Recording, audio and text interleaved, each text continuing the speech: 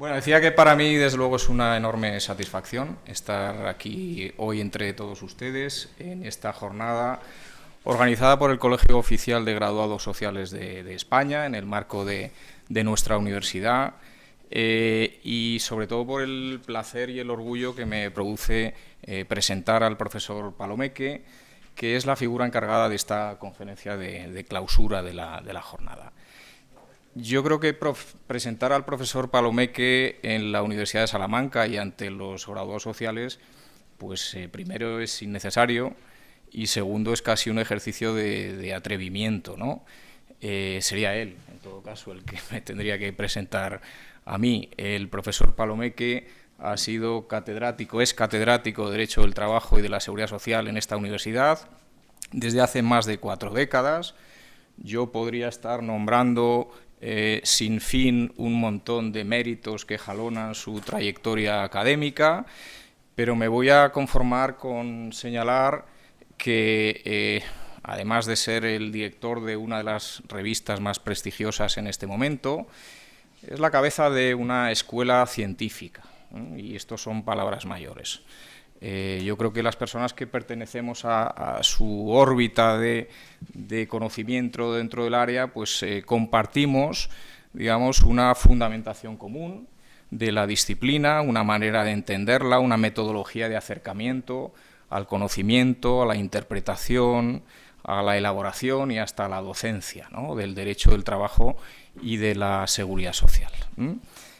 Citaba Enrique Cabero esta misma mañana el reciente artículo del profesor Palomeque, la editorial en la revista Trabajo y Derecho, que hablaba del viaje doctrinal de la doctrina ius laboralista en España, paralela, como decía Enrique, ¿no?, a la propia titulación de los graduados sociales, muy paralela, desde luego, tiene que ver directamente con pues el origen, el nacimiento y el desarrollo de la disciplina.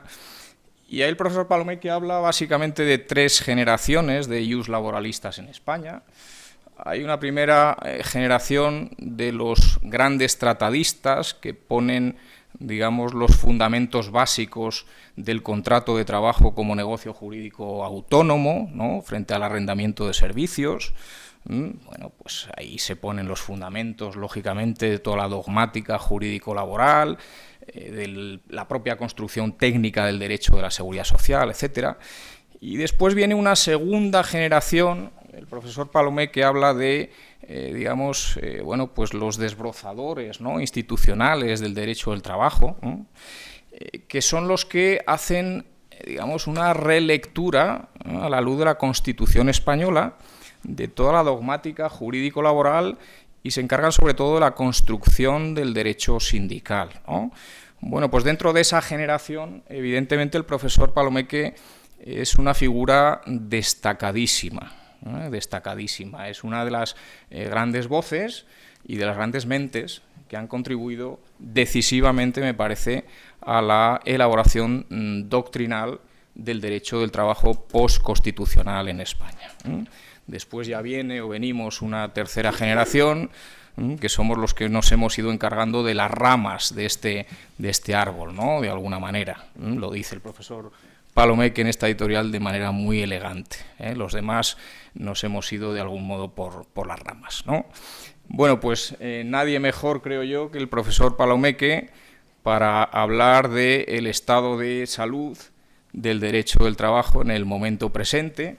Esto de hablar de la salud de los árboles es algo reservado a los sabios y a los grandes poetas, ¿no? Ya saben ustedes que dice el poema de Antonio Machado sobre el viejo olmo seco, ¿no?, henchido por el rayo, y que a partir de las lluvias de abril y de mayo, pues algunos brotes verdes le han salido, ¿no?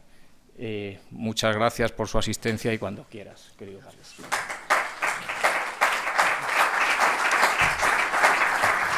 ¿Cómo es esto? ¿Cómo es? Tienes que acercar. ¿Está ya? Sí. Bien. No, me parece que no, ¿no? Sí, sí. Perdón. Pues les saludo muy cordialmente a todas y a todos ustedes. Es una gran satisfacción participar, contribuir a este importante acontecimiento conmemorativo del centenario, del primer centenario de las escuelas sociales y de los graduados sociales. Está muy bien que los responsables del gobierno corporativo se preocupen de este tipo de propiciar este tipo de reflexiones. Participar en ellas en este momento pues es una gran satisfacción para mí. Este reconocimiento de satisfacción debo acompañarlo de mi gratitud hacia quienes me han invitado, Joaquín Merchán, al que conozco desde hace muchísimo tiempo, actualmente en la mesa de gobierno de la profesión, y a Ángel Castilla, por supuesto, como presidente del Colegio de Graduados Sociales de Salamanca, y a todos los demás amigos y amigas. Claro, yo no voy a hablar de ningún abecedario y de los consejos de autoayuda para la profesión, ¿no? Eso está muy bien, pero yo no me encuentro cómodo en ese territorio. Entonces, cada uno que hable de sus comodidades. Mi relación con las escuelas sociales, con los graduados sociales, viene de muy lejos. Repasaba yo hace unos días para localizar cuál fue la primera conferencia que di yo en términos absolutos. La primera, incluso no había nacido yo cuando di la primera conferencia. De las acaso 1 millar de conferencias, ponencias e intervenciones de este tipo que he tenido, y fue en la Escuela Social de Madrid, un ciclo de conferencias que habían programado la dirección de la vieja Escuela de Madrid sobre procedimiento administrativo laboral, y yo impartí 3 o 4 sesiones al respecto. Por lo tanto, que la relación de este tipo de intervenciones mías arranque con una intervención en la Escuela Social de Madrid, siempre lo consideré muy grato. Espero que esta intervención en relación con los graduados sociales no sea la última, espero, por lo cual toco madera. Alguna tendrá que ser la última, por supuesto. Bueno, me corresponde en un tiempo prudente. Bueno, agradezco también a la decana de la Facultad de Ciencias Sociales, Purificación Morgado, la labor puente para la invitación, en mi caso, en este seminario. Se titula acerca de la salud del derecho del trabajo en el momento presente, algo así, ¿no? Que exige, por mi parte, aclarar qué entiendo yo a estos efectos por salud del derecho del trabajo, ¿no? Es decir, un ordenamiento laboral saludable sería aquel que estuviera en condiciones de desarrollar, de cumplir su propia función. En ese caso podríamos decir que el sistema normativo que regula el sistema de relaciones de producción y de relaciones de trabajo asalariado, pues cumple de forma razonable su propia función, lejos del rechazo que supondría no hacerlo y que se manifestaría en un test de incumplimiento. Claro, en este sentido, emplear el término salud y lo saludable en este sentido remite a que reflexionemos no tanto sobre el derecho del trabajo como disciplina académica, que eso es una realidad más abstracta, sino sobre un determinado ordenamiento jurídico. Ahí estaría el anclaje de la cuestión para las oportunas reflexiones y eventuales conclusiones. El derecho del trabajo es una categoría general, una disciplina académica, es el conjunto del tratamiento institucional que genera y construcción científica e institucional que genera la regulación normativa de las relaciones de trabajo asalariado, por decirlo en estos términos, y es una categoría que requiere ser focalizada a efectos de esta reflexión sobre el carácter saludable del derecho del trabajo. No es posible, me parece a mí, por tanto, y ahora sí sitúo el objeto de mi intervención de forma correcta, creo, no es posible hablar de la salud en abstracto del derecho del trabajo, puesto que viene sus expresiones institucionales a lo largo de sus 100 años de historia, algunos más quizá, pero no muchos más, debe ser tratada a partir de la influencia de factores políticos, factores económicos, etc. Es necesario focalizar la reflexión y hablar de un determinado ordenamiento jurídico, el español, del tiempo presente, que es lo que a nosotros nos interesa.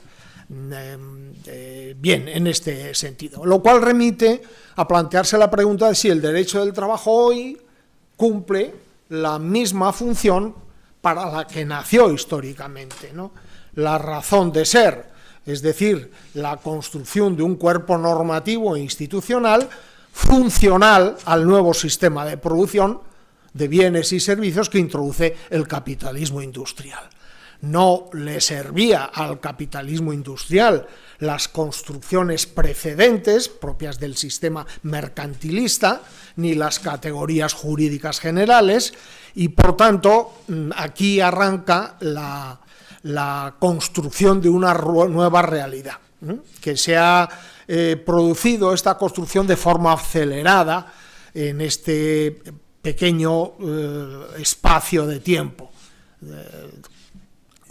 Ante la perplejidad general de los tratadistas que se encuentran con estas nuevas categorías, procedentes habitualmente de ramas jurídicas consideradas afines en su momento, que no lo eran tanto, como el derecho civil, el derecho mercantil, el derecho administrativo, y pretendieron proyectar las nuevas realidades de lo que en su tiempo se llamó una locura legislativa de nuestro tiempo, eso lo dice un autor en 1902, intentar una explicación coherente de las nuevas realidades absolutamente distópicas para el momento presente, para ese momento, donde era muy difícil encajar en los esquemas explicativos la impregnación del elemento colectivo en el seno del contrato, en el seno de la relación laboral, y la dimensión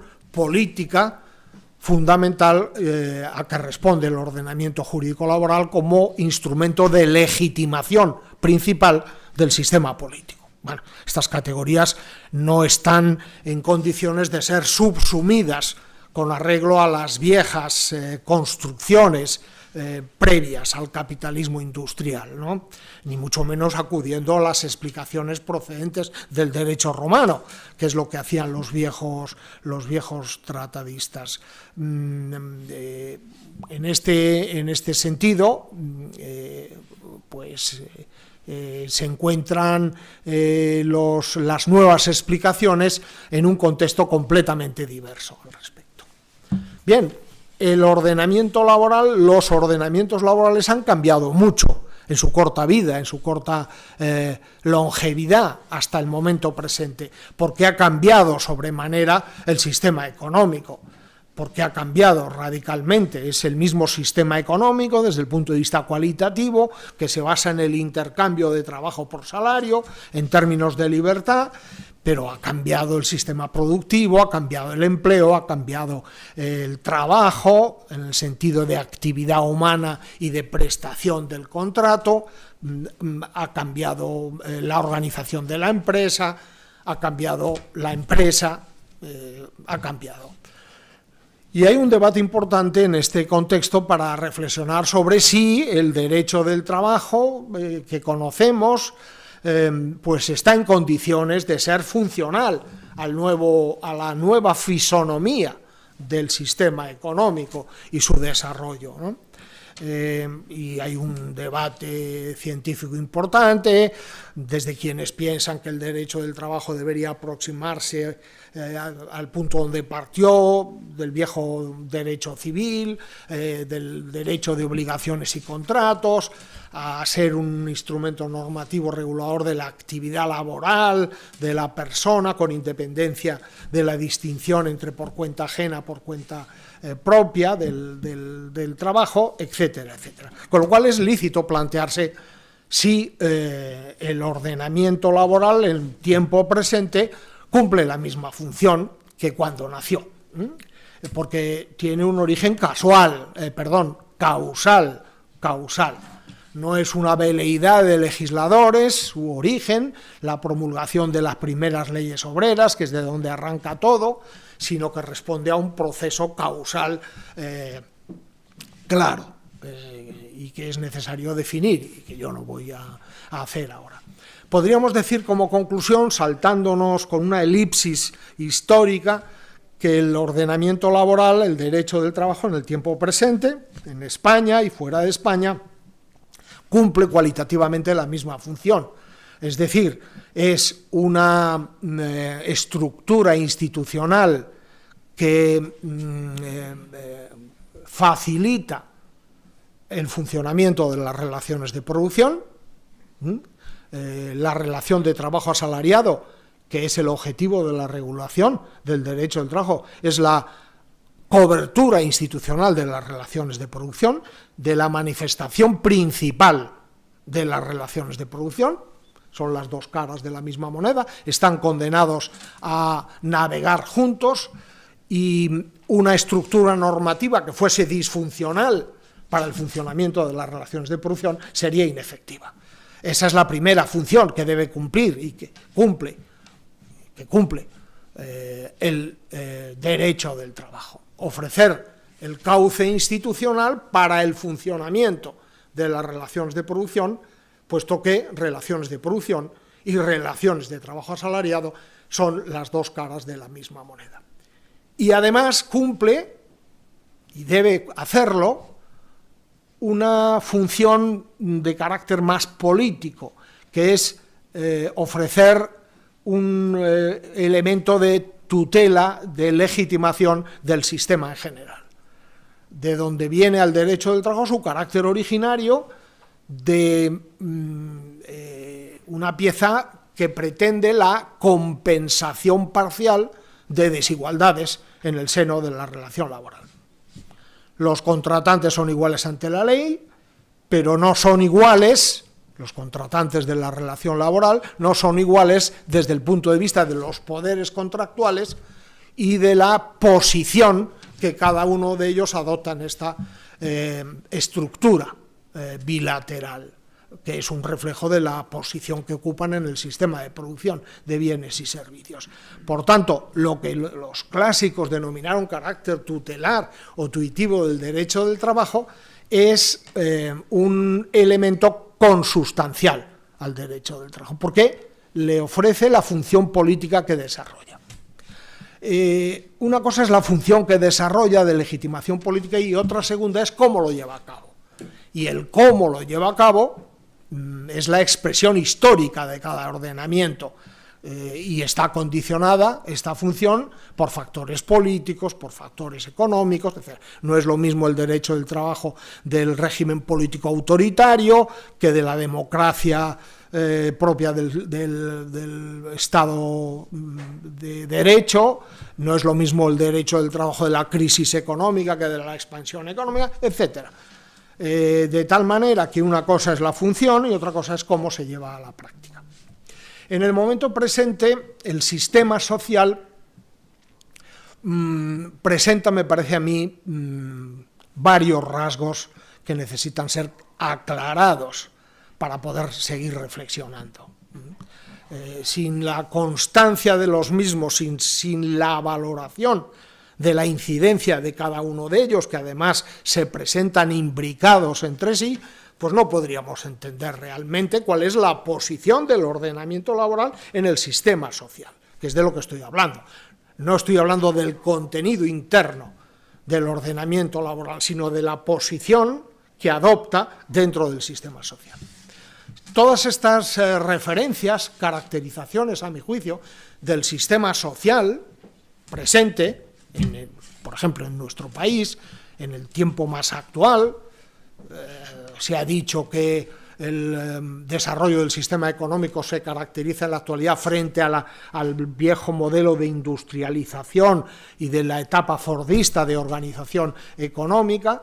Se caracteriza por la mundialización y la globalidad, más la digitalización de la economía. Bueno, lo de la mundialización está por ver, ¿no? Eso está por ver en este momento, y el comercio internacional libre. A lo mejor hay que repasar los esquemas a partir de este momento. Desde luego la digitalización y sus consecuencias para el empleo, para el trabajo, para la organización de la empresa, la inteligencia artificial, etc.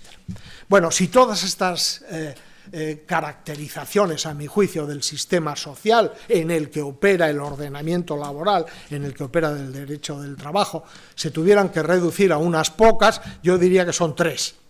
Yo diría que son tres fundamentales. Una primera, la crisis de la democracia industrial, como categoría general.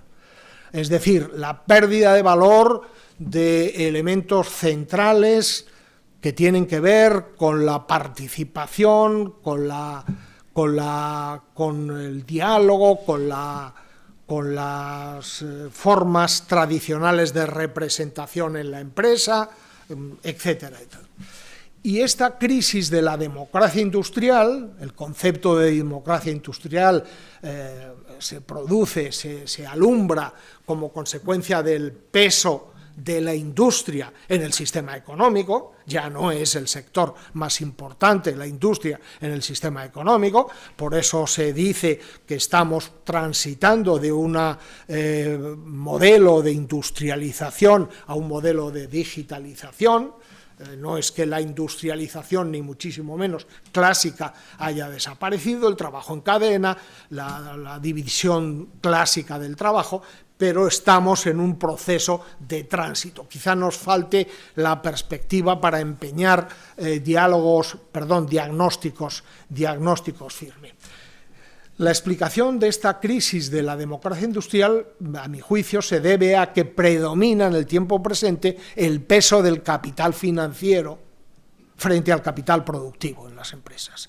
Y al capital financiero le da igual la representación que otorga la democracia industrial. Le da exactamente igual. Es un factor prescindible. No así al capitalismo industrial, donde el titular de los medios de producción requería interlocutores cuanto más capacitados y más representativos mejor, y era una pieza fundamental, la negociación, la representación, el diálogo, etc. A las nuevas empresas caracterizadas por el predominio del capital financiero, este es un elemento prescindible, y toda la estructura generada propia del sistema industrial anterior, aparte de prescindible, se convierte por eso mismo en innecesaria, se puede convertir en un obstáculo. En segundo lugar, la descolectivización del sistema. Desde el punto, esto es un valor cultural, hay un predominio, o por lo menos se está afirmando ideas que apuestan por la individualización de las relaciones laborales. En el gobierno de las relaciones en el seno de la empresa. Es el empleador el que conoce perfectamente el desarrollo de su empresa, a los trabajadores, el que está en condiciones, él y sus representantes, de abordar los problemas en trato directo, con lo cual la intermediación colectiva pues es un obstáculo. Es algo que hay que cumplir si lo exigen las reglas del juego, pero que es disfuncional. Claro, en el fondo hay una concepción, sea consciente el empleador que propone esto o no, hay una concepción de individualización como revisión al modelo tradicional del capitalismo industrial donde el convenio colectivo sectorial cumplía un papel trascendental de unificación a la baja como suelo de contratación profesional de carácter sectorial y territorial de las condiciones de trabajo y de su regulación, pues eso ya no es un elemento central, no se percibe mayoritariamente desde el punto de vista cultural como un elemento central. De ahí viene la crítica a los sujetos colectivos, los embates contra los sindicatos, contra las organizaciones de intermediación y de representación de intereses, que todo lo más se consideran como elementos positivos de otra época, dentro del desarrollo del capitalismo y de los ordenamientos laborales, pero que ya no es la del tiempo más actual, del tiempo más presente. Una apuesta por el papel del contrato de trabajo. El contrato de trabajo, como todos ustedes saben perfectamente, cumple dos funciones. Una es la constitutiva de la relación laboral y otra segunda es la reglamentadora. La capacidad reglamentadora del contrato de trabajo, salvo en aquellos casos en que los trabajadores tengan un poder contractual individualizado, pues se ha diluido históricamente en el papel del convenio colectivo, sectorial, luego de empresa, etc. Pues potenciar el aspecto reglamentador, no diría regulador, porque el contrato de trabajo nunca es una norma, es un negocio jurídico, el papel reglamentador del contrato de trabajo frente a los instrumentos colectivos, con lo cual se diluye el papel del sindicato, diga lo que diga el artículo 7 de la Constitución. En la práctica esto es así. Y en tercer lugar, si me permiten, están todos los planos entrelazados entre sí, yo hablaría, como característica del tiempo presente, la estructuralización de la crisis económica. La concepción tradicional de la crisis económica, para quienes se ocuparon, economistas, fundamentalmente que han propiciado la teoría de los ciclos económicos, era una concepción de un periodo de desarrollo del capitalismo temporal que se sucedía sucesivamente fases de expansión económica, de recuperación económica y de crisis y de reducción de la actividad económica. De tal manera que esta explicación clásica permitía resolver el tema del crecimiento del empleo. Actuemos sobre la economía en general, actuemos sobre las macromagnitudes, con las políticas económicas correspondientes, actuemos bien y vendrá dada por añadidura el crecimiento del empleo. Es una consecuencia de la expansión económica. Bueno, pues eso está en cuestión ahora. Ya ningún economista serio puede mantener esta tesis válida hasta hace poco, ¿no? Desde Leontief hasta hace poco. Momentos de expansión económica, de crecimiento importante de macromagnitudes, alumbran una estructuralización de las consecuencias de crisis.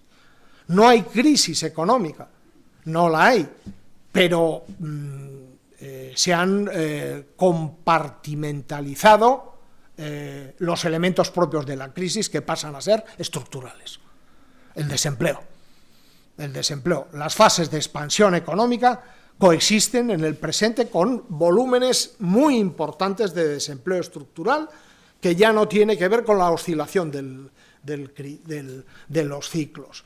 De tal manera que la marginación, la disminución de condiciones de trabajo, la precarización, etcétera, son elementos propios del sistema actual en colectivos muy importantes de personas, de trabajadores.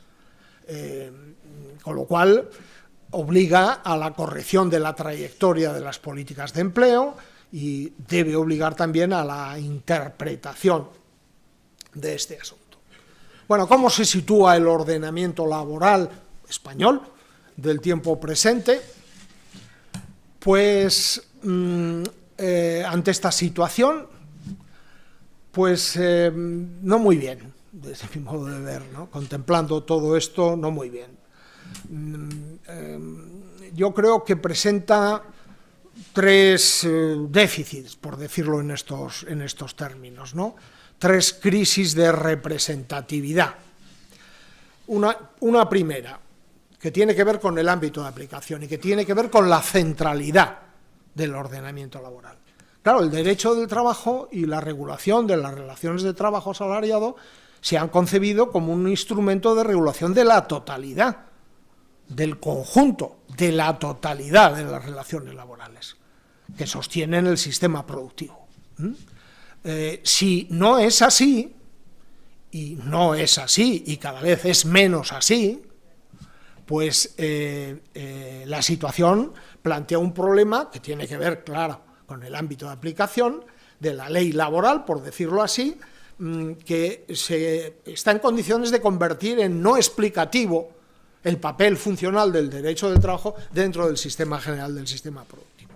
Por un lado, la de aquellas situaciones en las que conscientemente se quiere huir de la ley laboral, conscientemente, lo que eufemísticamente se denomina economía sumergida o economía informal, de tal manera que las partes de la relación laboral, bueno, una de ellas, que es la que toma la decisión, decide sumergirse, para no ser afectada por el punto de mira de las políticas legislativas y el ámbito de aplicación de las leyes laborales.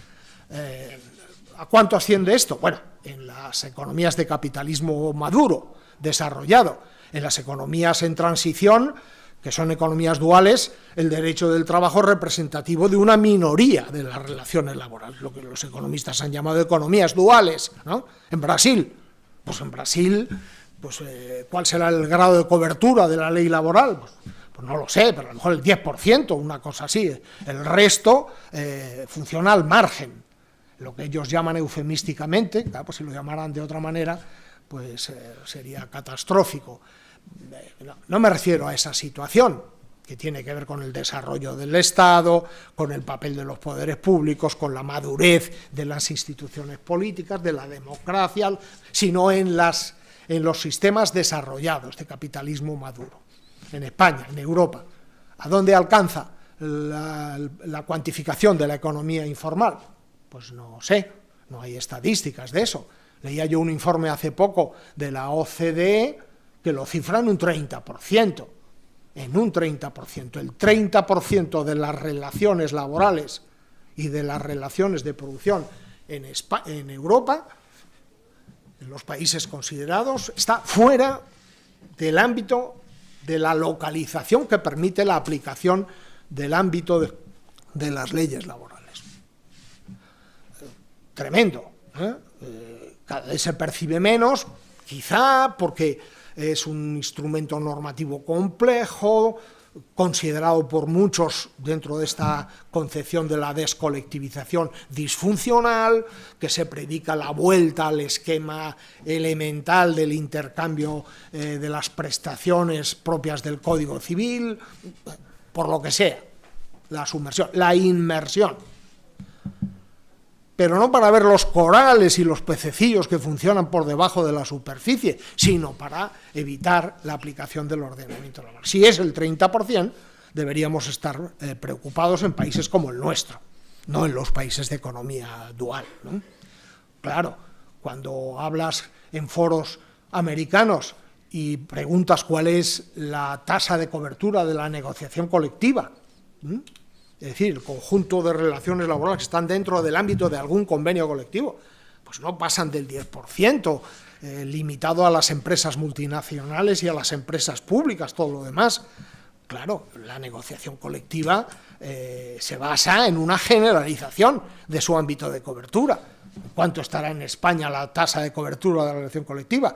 Enrique, pues no lo sé, pues estará en el 90% o una cosa así, o más. Bueno,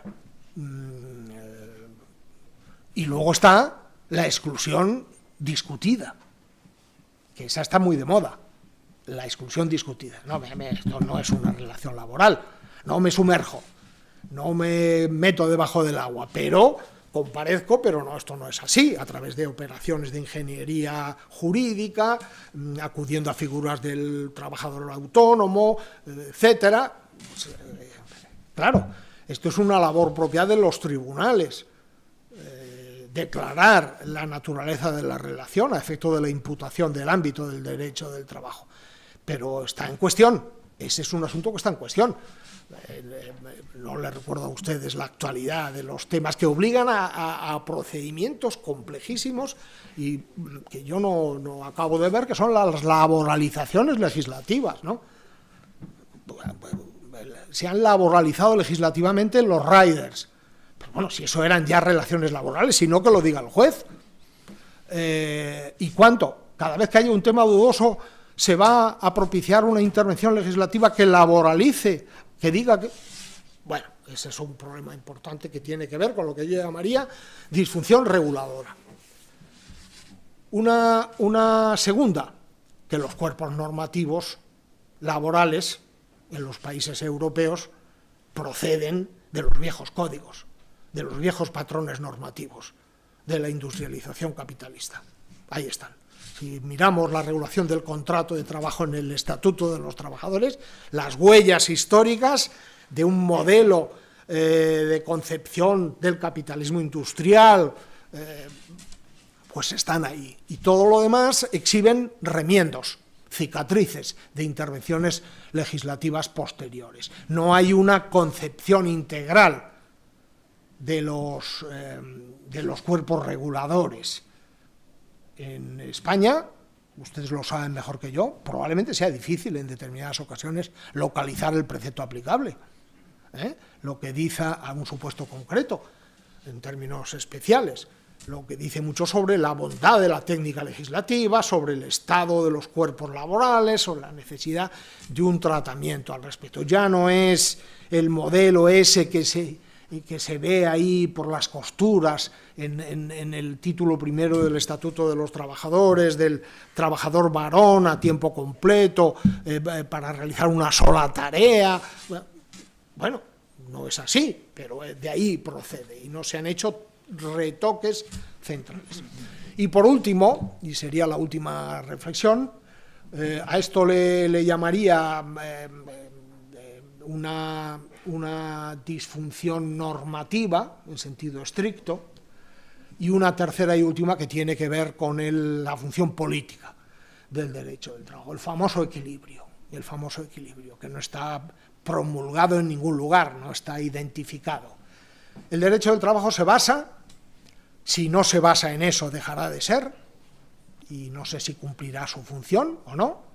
Por eso cuando se dice, no, bueno, modifiquemos lo que haya que modificar, leyes posteriores derogan anteriores, basta tener la representación parlamentaria para hacer las reformas que se quieran, atención con eso, atención con eso. No cabría nunca, aunque se tuviera la legitimidad parlamentaria, de la operación que se basara en desposeer los elementos de tutela y de legitimación política y social propios del ordenamiento laboral. Cuando la Constitución de Weimar de 1919, considerada como pieza clave en la historia del constitucionalismo social, dice por primera vez, superando una fase del constitucionalismo liberal, del Estado liberal de derecho, dice que el Estado asumirá la tutela del trabajo asalariado, y ese es un precepto que pasa a las demás constituciones de una manera u otra. El sistema constitucional español vigente está impregnado de esta posición, y si no, el artículo 9 de la Constitución lo recuerda. Eso significa que no es un elemento caprichoso, el de la tutela. Bueno, yo, un gobierno progresista, tutelo más, y un gobierno conservador, tutelo menos. No, no es posible. Se podrá discutir el quantum de la tutela. Quantum. ¿Dónde está ese equilibrio? Si se desplaza más hacia un lado u otro. Pero no el elemento de la tutela, que es consustancial, so pena que el ordenamiento laboral pierda su función, y en ese caso pues se discuta y no se cumpla. Ese es el test de medición del cumplimiento de la función. Y el equilibrio se basa en un pacto constituyente o constitucional material. El ordenamiento laboral se basa desde sus orígenes y nace con esta naturaleza y se mantiene, ya digo, se discute el cómo, el qué, pero no el hecho en sí, a partir de un pacto básico, un intercambio de legalización de la libertad de empresa y de los poderes contractuales del empresario, a cambio de tutela del trabajo asalariado. Ese es el pacto de base. Se puede discutir cuánto, se puede interpretar de qué modo, se puede correr el equilibrio, pero atención con los grados de corrimiento del equilibrio, porque a lo mejor estamos afectando al cumplimiento de la tutela. Es elástico este equilibrio, admite reformas, no ha pasado nada. La reforma del 2012, propiciada por el Partido Popular, recortada en parte ahora por el actual gobierno progresista en su versión política anterior, pero este sería un elemento que invita a la reflexión y que tiene que ver con lo que yo llamaría crisis o ausencia o carencia de representatividad política. El cuidar en todo momento el equilibrio. Y ese equilibrio no es un equilibrio entre iguales, sino que es un equilibrio que se basa en una acción de tutela moderna. Es decir, ya no es la tutela tradicional de otorgar derechos individuales sin más a los trabajadores, que también, sino auspiciar la autotutela colectiva. Que sean los propios trabajadores, al amparo del ejercicio de derechos fundamentales, como es básicamente la libertad sindical, la autonomía colectiva, en este caso trabajadores y empresarios, puedan construir este equilibrio fundamental. Bien, queridas amigas, queridos amigos, termino.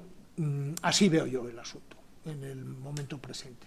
Ya sé que estas son reflexiones que poco tienen que ver con la práctica profesional de la abogacía o de los graduados sociales, si a un operador jurídico le interesa otras cosas. Pero bueno, yo me he dedicado a reflexionar sobre esto, entonces me invitan para hablar de estas cosas, no para hablar de el modo de llevar a cabo la práctica profesional, que eso ustedes lo hacen mejor que nadie. Termino diciendo que estas son conclusiones provisionales, siempre son conclusiones provisionales, que deberán acomodarse al desarrollo de los acontecimientos, al desarrollo económico del sistema, al desarrollo institucional y al desarrollo del sistema social. Y además todo esto está sacudido por implicaciones geopolíticas, por crisis que tienen que ver, crisis del empleo, ¿quién lo diría?, que tiene que ver no con razones del funcionamiento del sistema económico, sino que puede tener que ver con una pandemia, con una guerra, con una modificación de las condiciones geoestratégicas. Así lo veo, y la única conclusión es que sobre estos temas hay que seguir reflexionando, al mismo tiempo que aplicando el ordenamiento laboral y conociéndolo desde dentro, reflexionando sobre estas cuestiones en general, que forman a uno como profesional, pero sobre todo como persona de su tiempo. Muchas gracias.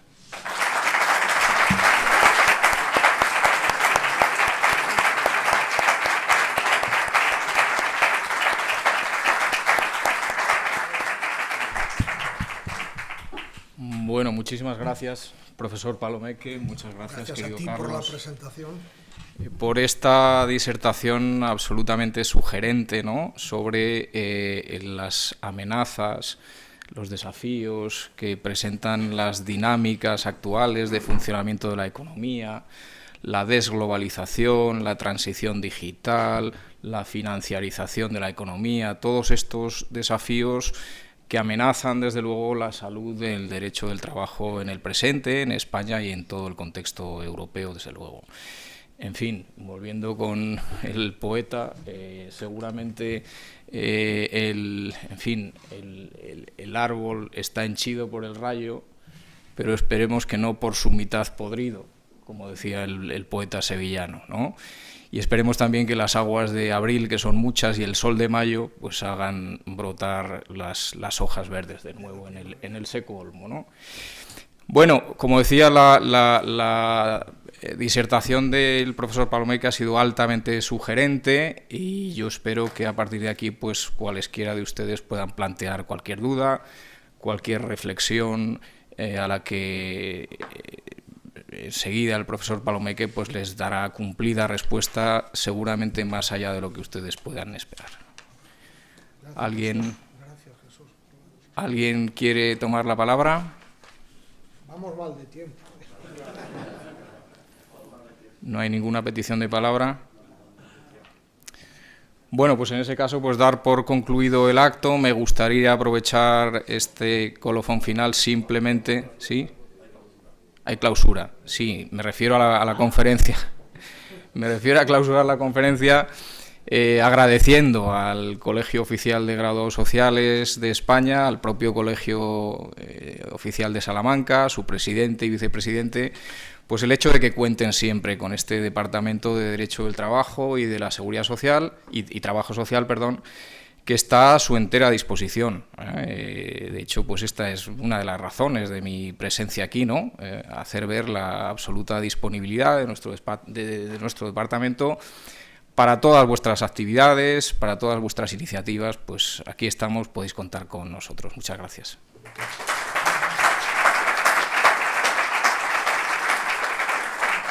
Muy bien, Jesús.